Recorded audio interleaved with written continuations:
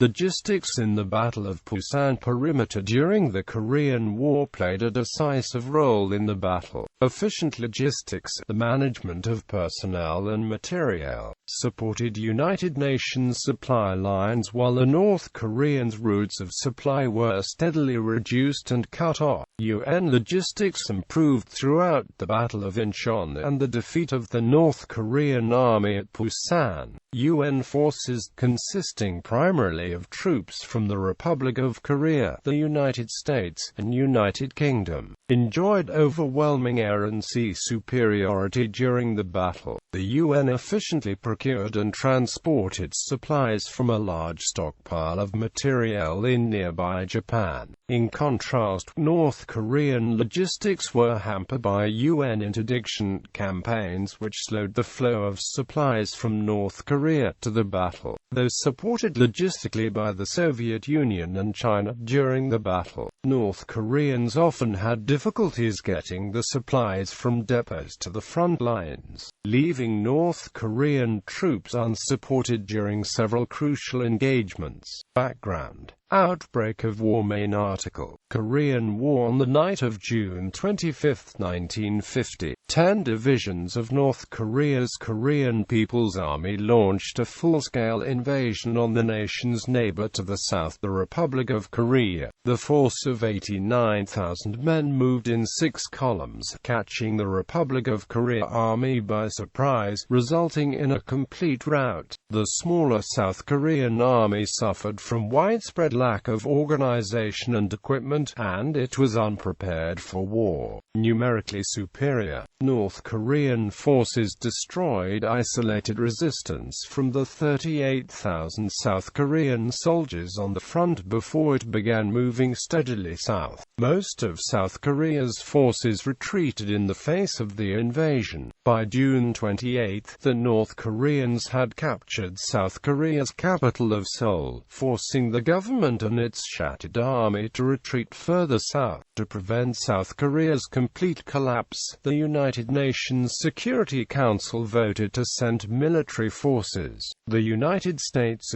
7th Fleet dispatched Task Force 77, led by the fleet carrier Ross Valley Forge. The British Far East Fleet also dispatched several ships, including HMS Triumph, to provide air and naval support. Although the navies blockaded North Korea and launched aircraft to delay the North Korean forces, these efforts alone did not stop the North Korean army juggernaut on its southern advance. To supplement the air support, U.S. President Harry S. Truman ordered ground troops into the country. Although the 8th United States Army's U.S. 24th Infantry Division was in Japan and was available to respond to the situation, cuts in military spending after the end of World War II meant that the overall strength of the U.S. military in the Far East was limited and the division itself was under-strengthened and operating outmoded equipment. Nevertheless, the division was ordered into Korea. The 24th Infantry Division was the first U.S. unit sent into Korea with the mission to take the initial shock of North Korean advances alongside the South Korean army, delaying much larger North Korean units to buy time to allow UN reinforcements to arrive. The division was consequently alone for several weeks as it attempted to delay the North Koreans while the 7th Infantry Division, 25th Infantry Division, 1st Cavalry Division, and other 8th Army supporting units moved into position. On July 5, during the first battle between American and North Korean forces, advance elements of the 24th Infantry Division were badly defeated at Osan. Over the course of the following month, the 24th Infantry Division was repeatedly defeated and forced south by the stronger and more heavily equipped North Koreans. During this time heavy fighting occurred around Chokhilwon, Chonin, and Pyeongtaek before the 24th Infantry Division made a final stand at Tarahon. Although they were almost completely destroyed in the fighting, the U.S. troops were able to delay North Korean advance until July 20, by which time the Pusan Perimeter had been established. With UN units arriving every day, the 8th Army was able to build up a force of combat troops that were roughly equal to North Korean forces attacking the region. North Korean advance. With Tarehon captured, North Korean forces began the effort of surrounding the Pusan Perimeter from all sides in an attempt to envelop it. The North Korean 4th Infantry Division and the North Korean 6th Infantry Division advanced south in a widely coordinated maneuver that was aimed at the UN's left flank.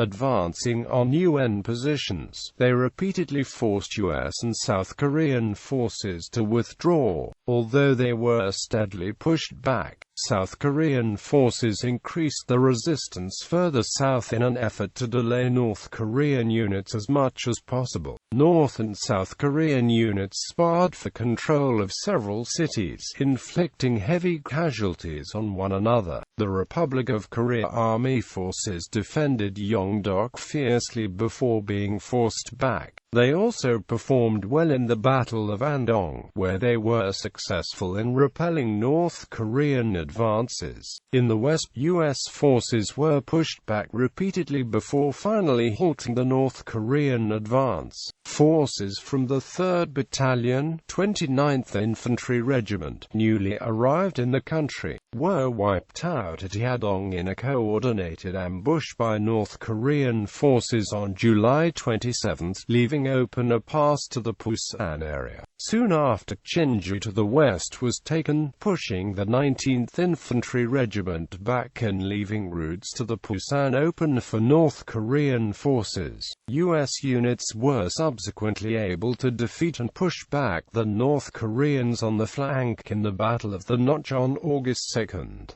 Suffering mounting losses, the North Korean force on the west flank withdrew for several days to re-equip and receive reinforcements. This granted both sides several days of reprieve to prepare for the attack on the Pusan Perimeter.